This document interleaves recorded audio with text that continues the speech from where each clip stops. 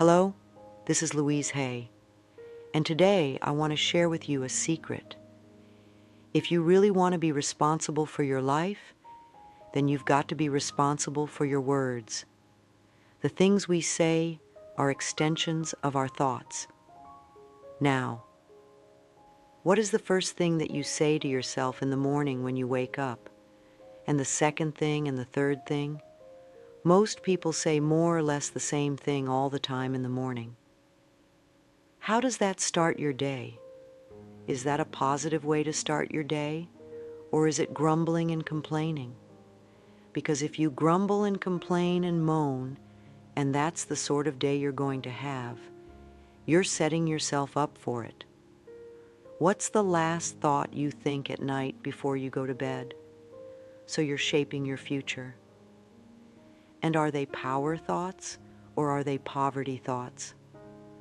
Remember, poverty is not just the lack of money. It can be the lack of anything in your life, any part of your life that is not flowing freely. So your normal way of thinking, are you really into poverty thoughts, or are you into power thoughts? I remember when I first heard that I could change my life if I was willing to change my thinking, and that was quite a revolutionary idea. This was in New York City when I first discovered the Church of Religious Science, Science of Mind. They were the very first people that told me that. And even though I didn't understand what they meant, it sort of rang a bell. It touched what I call the inner ding within me, that place of intuition. I've learned to follow that, because when that ding goes, yes, even if it sounds very crazy, I know that it's right for me. So this idea was right for me. It struck a chord in me. Something said, yes, they're right. And then I began the adventure of learning how to change my thinking. I read a lot of books. I took a lot of classes, and I explored everything I could. And I really delved into science of mind at the time because I found it really wonderful. And I grasped a few concepts, and I started to think and talk a little bit differently, and I no longer was complaining quite so much. I was a great complainer, and I was great into self-pity in those days. That was one of my things that I just loved. I didn't know that all it was doing was creating more experiences for me to pity myself over. But then I didn't know. In those days, remember, no matter where you are in life, no matter what you've contributed to creating, no matter what's happening, you're always doing the best you can with the understanding and awareness and knowledge that you have. And when you know more, you'll do it differently. So never ever please berate yourself for where you were, or even where you are. Say to yourself, you're doing the best you can. So let's find out what's the best way to do it. Because if all you do is tell yourself that you're stupid, then you stay stuck. You need loving support if you want to make changes. I started to watch some of what I said, and I became aware of my self-criticism, and I tried to stop it, and I began to babble affirmations without quite knowing what they meant, and a few small changes began to take place, and I started doing with the easy ones. Of course, I got the green lights in the parking places. I thought I knew it all, and I very soon became very cocky and arrogant and dogmatic in my beliefs and feeling. I knew all the answers, but it was my way of feeling safe in this new area that I was moving through. Because when you start to move away from some of your rigid old beliefs, especially if you've been into control forever in order to feel safe, it's very scary to move out and start trusting an affirmation. I mean, this is, a thought that's going through your mind and you're trusting it to change your life. That's a very scary thing to do.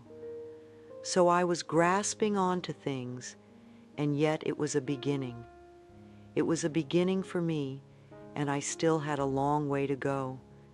And like most of us, I didn't find the pathway always easy and smooth, because just babbling affirmations didn't always work, and I couldn't understand why. What was I doing wrong? Was this one more example of me not being good enough?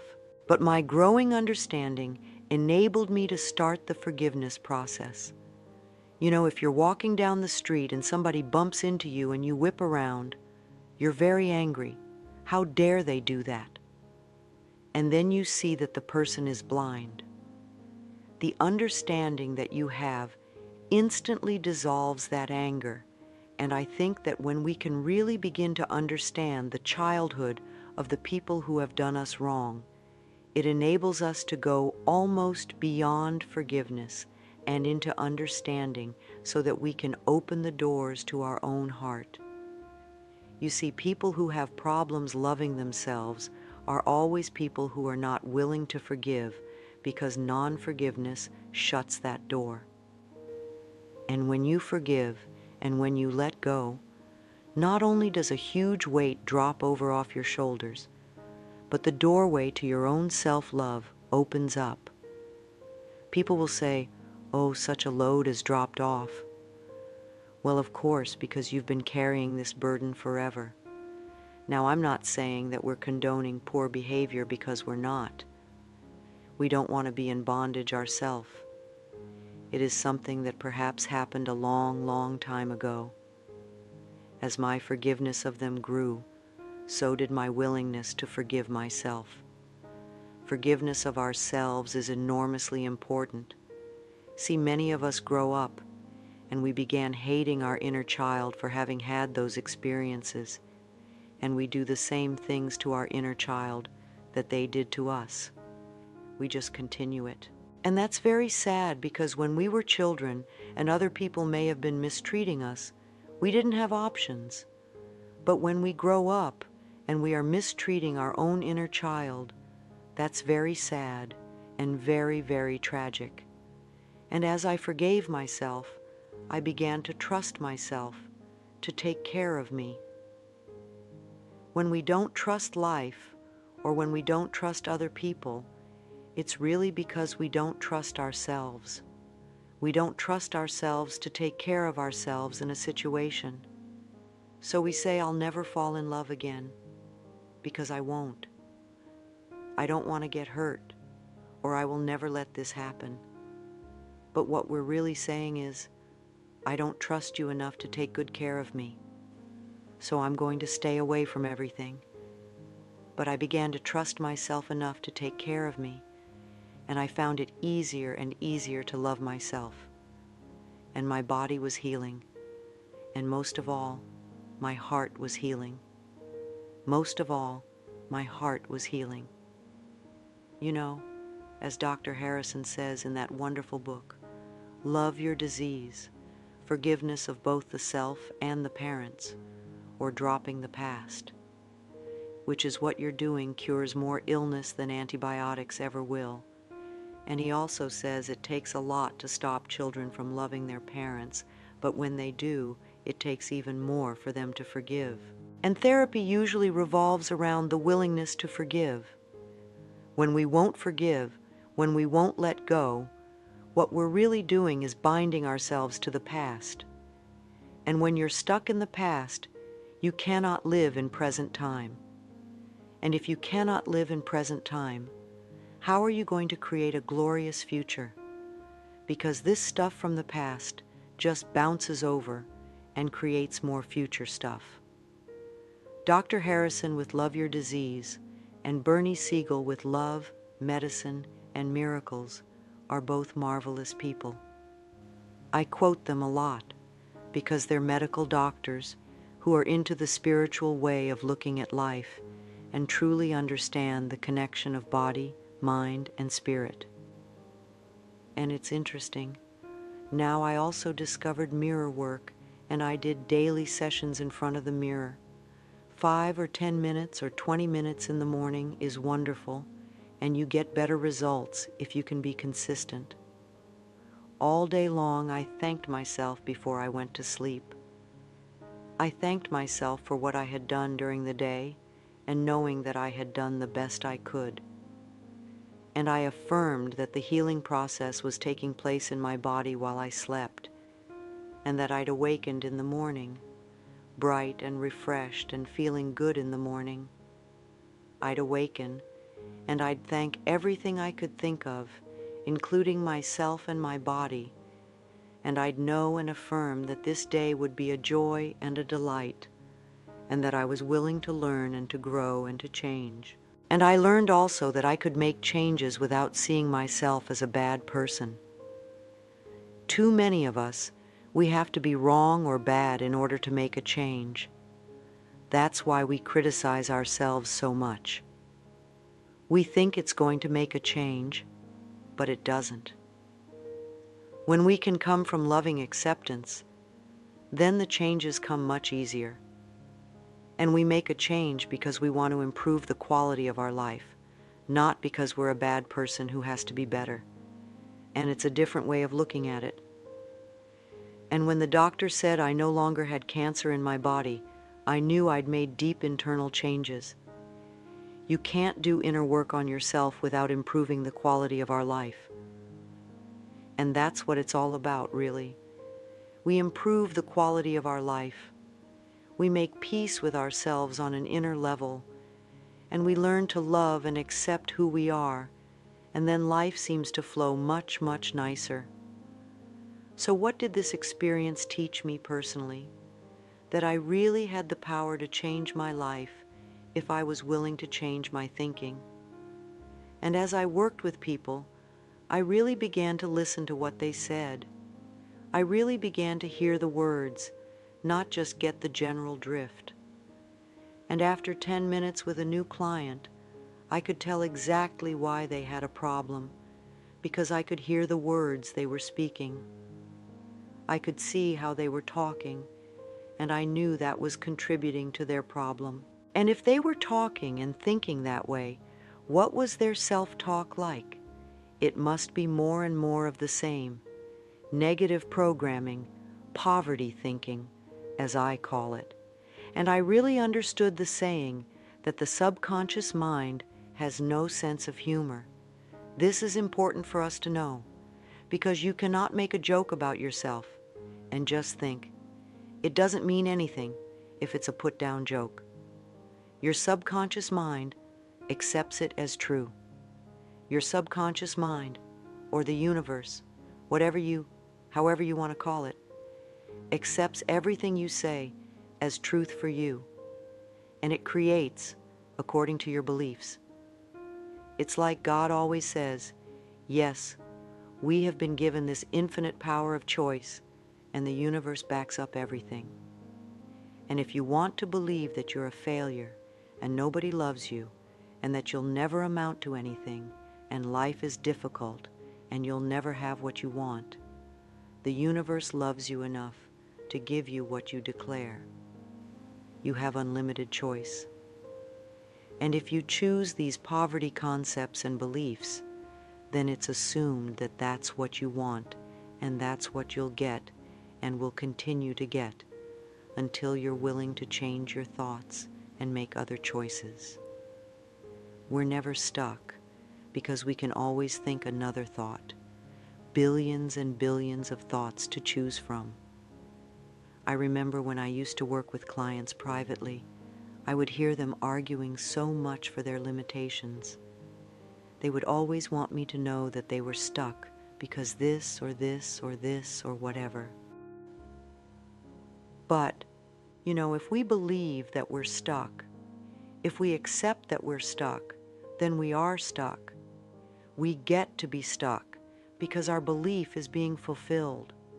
And the way we say things and how we say them can be as simple as getting up in the morning and looking outside and seeing the rain and saying it's a lousy day or it's a wet day.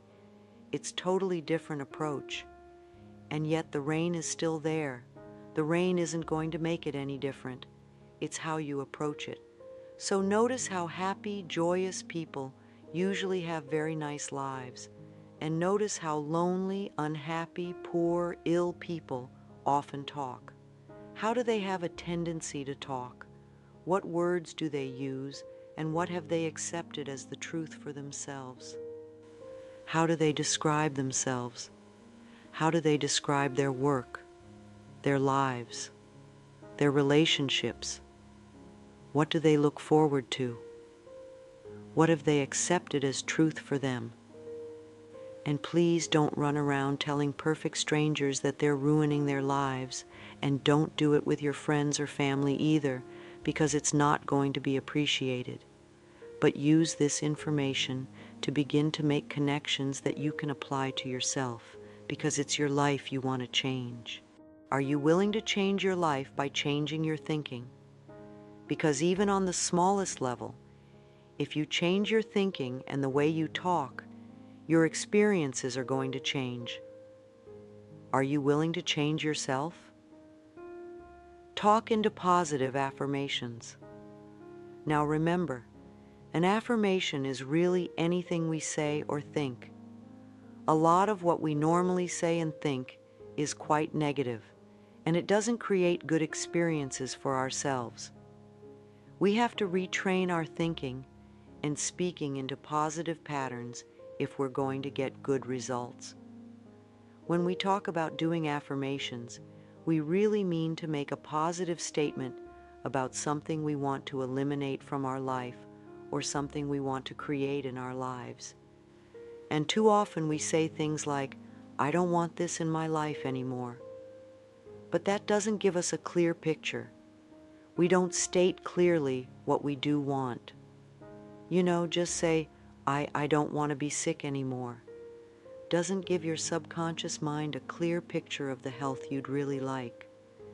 You've got to realize that your spoken word is very, very powerful. If you say, "I hate this job," it doesn't give you a wonderful new job. Even if you get a new job, you'll probably hate it soon, because that's what you're saying about it. So you need to clearly declare your desires in a very positive way.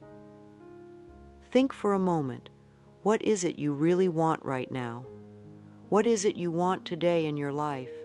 And then say to yourself, "I accept for myself whatever that is." Now, do you really believe you really deserve to have it? Or what thoughts inside of you would you have to change in order to deserve it? If you really believe on some level that you're not good enough for that life never works for you, or everybody else gets but not you, then you're not going to be able to get what you want. See, what would be the first thought that you would need to think to begin to create this new thing? What would be the building block, the foundation that you would stand on? What would be the sort of thing you would need to know for yourself, to believe, to accept? Well, a good one would be, "I love myself. I am worthy. I deserve. I am allowed to be fulfilled." Things that are positive, things that you can believe at the very basis of what you're saying, so that you can build on that, and then do your affirmations on top of that to create what you want. If you really believe that your thoughts create your world, you're going to be very careful what you think and what you say. And you're going to shake your thoughts to create what you want. And remember also, though, that when you first say an affirmation, it may not seem to be true. Because remember, affirmations are like planting seeds in the ground. And when you plant a seed in the ground, that's what you have. You don't have a full-grown plant. You have a little seed that has to germinate, which means it breaks its shell. And then the first little roots go down into the soil and get some nourishment. And only at that point does that first little shoot come up. And it's the same thing with affirmations. It takes some time, to go from a seed to a full-grown plant, and it takes some time from that first declaration to the final demonstration. We need to be patient with the growing season. I like to think sometimes of doing treatment work or affirmations. It's like going to the cosmic kitchen. If you go to a restaurant and the waiter or waitress comes and takes your order, and they go into the kitchen and you don't run in with them to see how it's going to be prepared and when it's going to be prepared and how fast it's going to be out. You sit and you do what you do. You either have a drink or a cup of coffee, or you drink your water or your tea, or you talk to your friend, or you eat your rolls of butter and you assume that that's going to come out. Well, I think it's the same thing. Once we begin to do affirmations or treatment work, we've put it into what I like to think of as the cosmic kitchen, and the great chef is working on it. So you go on with your life, and you know that it's being taken care of. And if the issue comes up in your mind, you can say that's being taken care of. It's on order. It's happening now. You know, if you're in a restaurant and they bring the wrong order out, or it's not what you ordered and you have self-esteem, you'll send it back. If not, you'll eat it. You also have a right to do that with the cosmic kitchen. If you don't get exactly what you wanted, then say, no, that's not quite it. This is what I want. But perhaps you weren't clear in your ordering. What if you've been on the pathway and doing the work for some time? Does that mean you have nothing else to learn? Are you really going to sit on your laurels and just rest? Or do you realize that this inner work is a lifetime occupation and that once you start it, you really never stop? Or you can hit plateaus and you can take vacations, but basically it's a lifetime work, so you want to look at your life, really check it out. What works and what doesn't work now? Are all departments in your life the way you want them? Are you healthy? Are you happy? Are you prosperous? Are you creatively fulfilled? Do you feel safe? Do you feel secure? What areas do you need to work on? Is there more work to do? How do you need to change your thinking in certain areas? See, are you really aware of what you're currently saying and how you're saying it? A lot of us aren't too aware of that.